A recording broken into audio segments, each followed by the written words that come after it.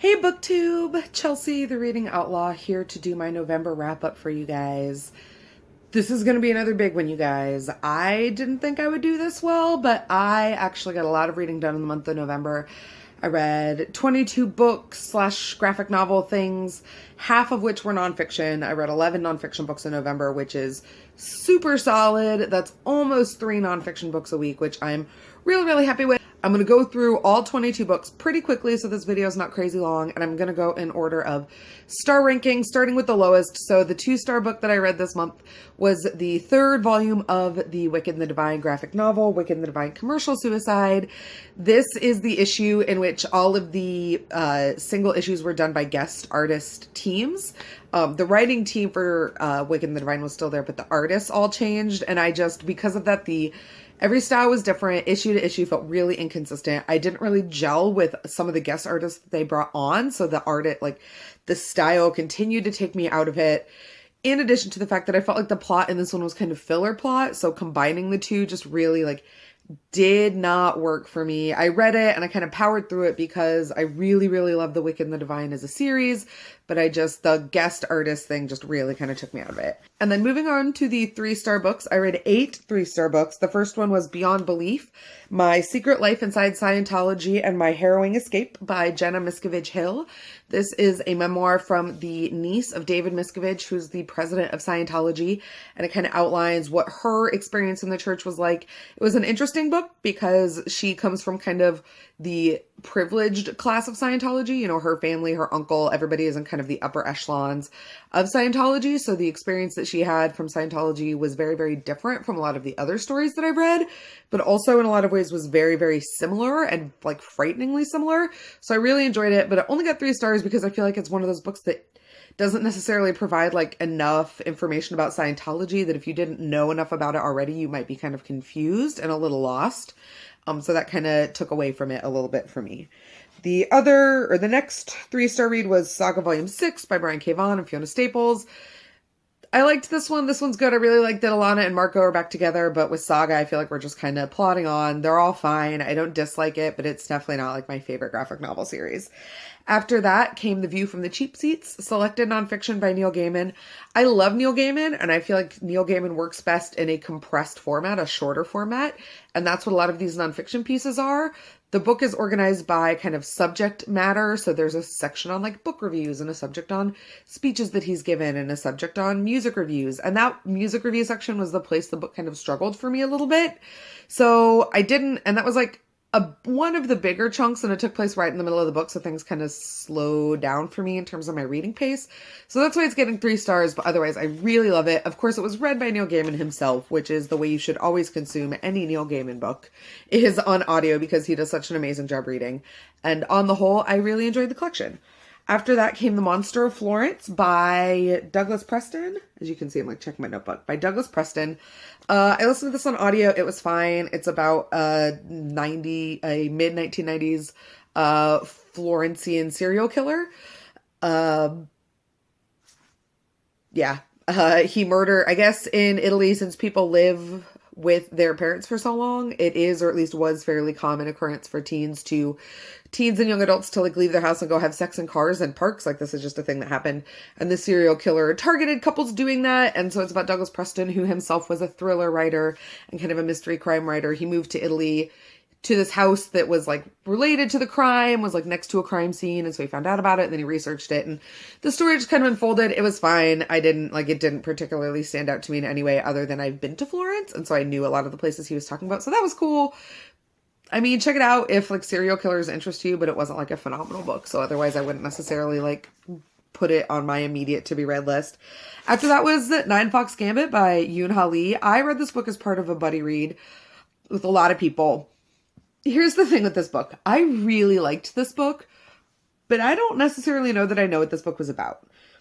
I know the general principle, ancient dead general soul brain kind of spirit is attached to a currently living soldier so that he can become reanimated and guide the war, and they're fighting over things and knowledge, and it's a long con kind of thing. I get the basic bare bones, but I don't actually know what happens in this book, but I had a lot of fun reading it. So I would still recommend it, But just don't ask me any like detailed questions as to what this book's actually about. After this came a memoir, The Misadventures of Awkward Black Girl by Issa Rae. This is pretty much, it does what it says on the tin. It is her kind of a series of personal essays about different things that she's had, you know, changing her name because, you know, her entire family is actually originally from Africa. And so when she moves to America, there are issues with name pronunciation. So she changes her name. And then there's, you know, intergenerational conflict between her and her parents as they try to assimilate to new cultures. And so it's just, it was really, really well done. The author read it. I really enjoyed it. A lot of the stories made me chuckle out loud. And if you're looking for some good own voices, memoir, nonfiction, especially on audiobook, definitely one to check out. After that came A Local Habitation, which is the second October Day book by Shannon Maguire.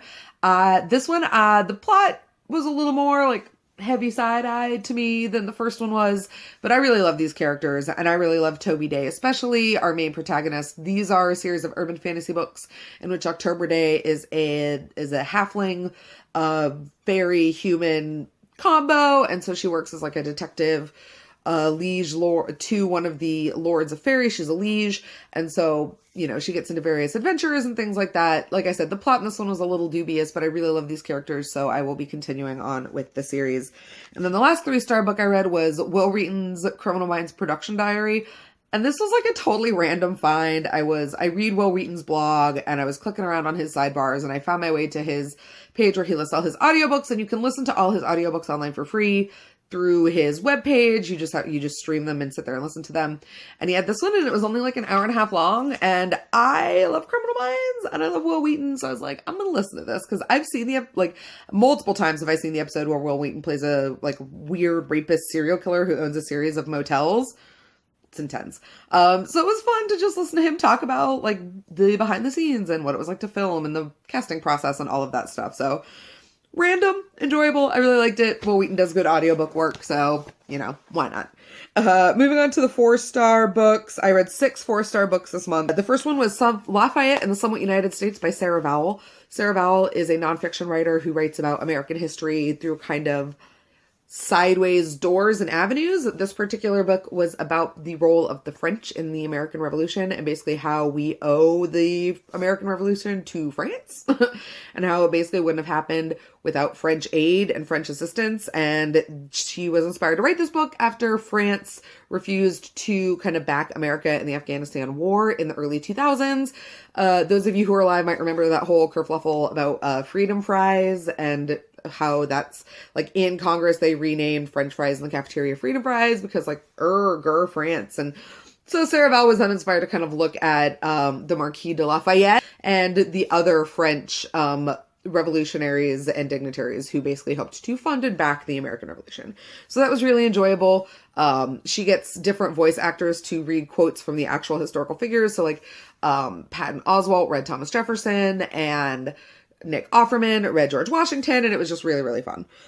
The next book was Wicked and the Divine, Volume 4, Rising Action. We are back to the original art team with the original writing team for Volume 4. I absolutely loved it.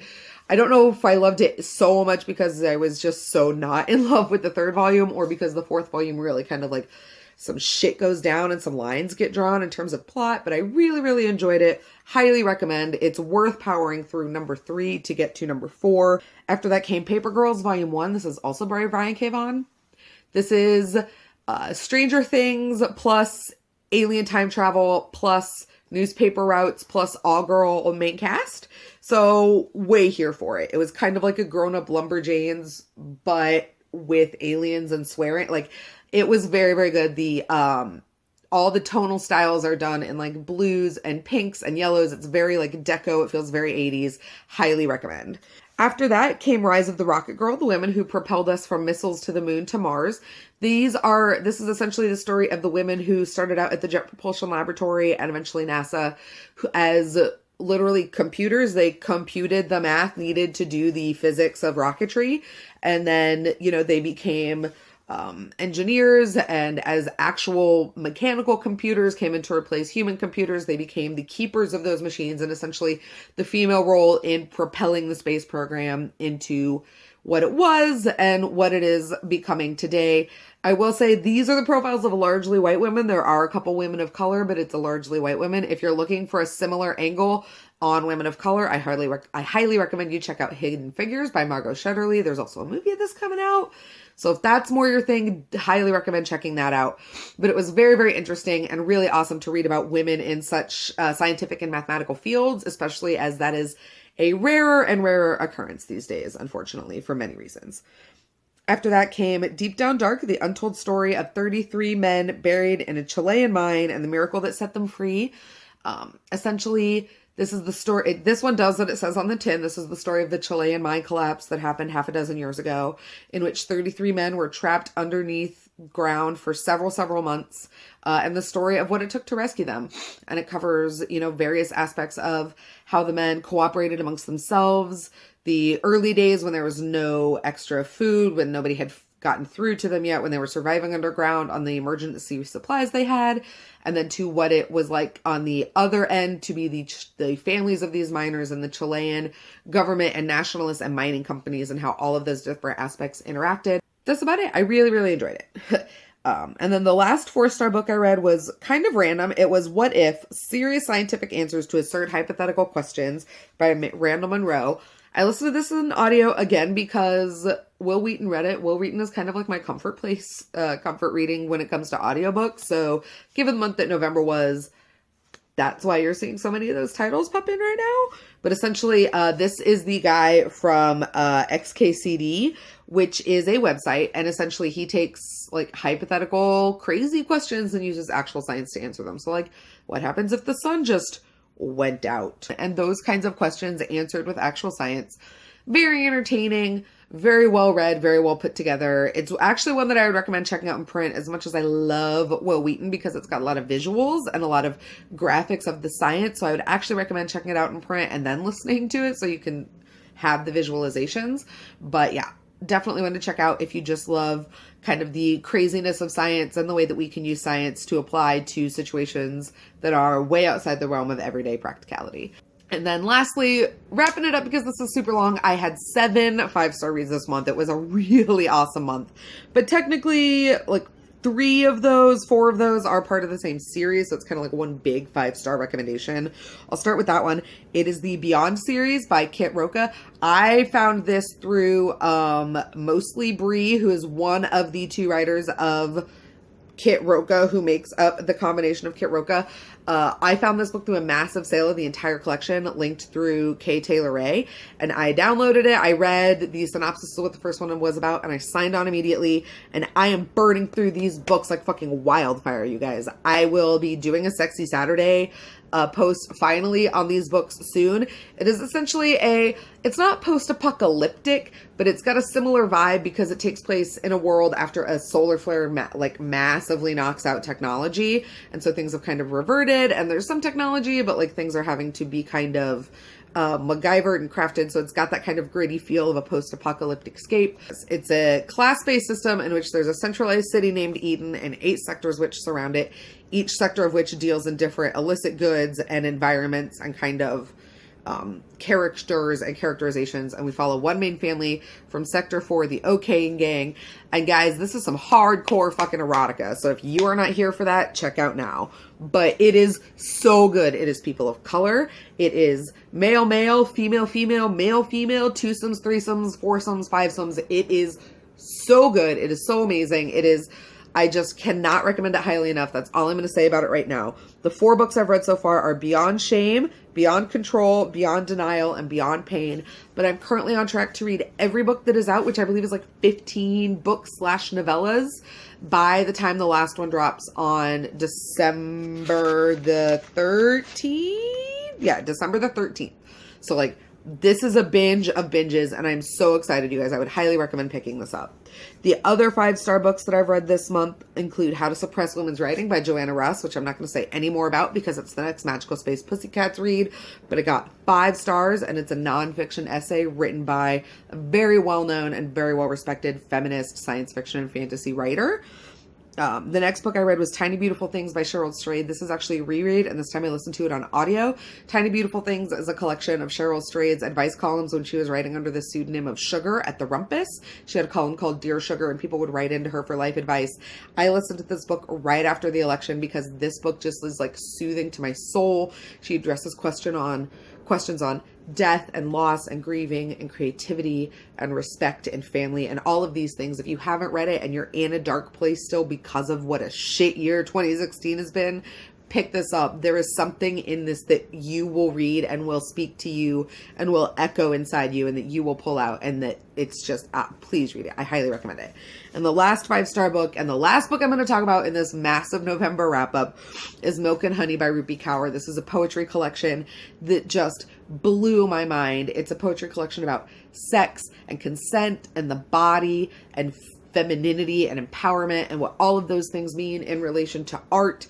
It was so wonderful. It won't take you long to read, but you'll want to reread it a couple of times in a row to even begin to get everything out of this that's in there.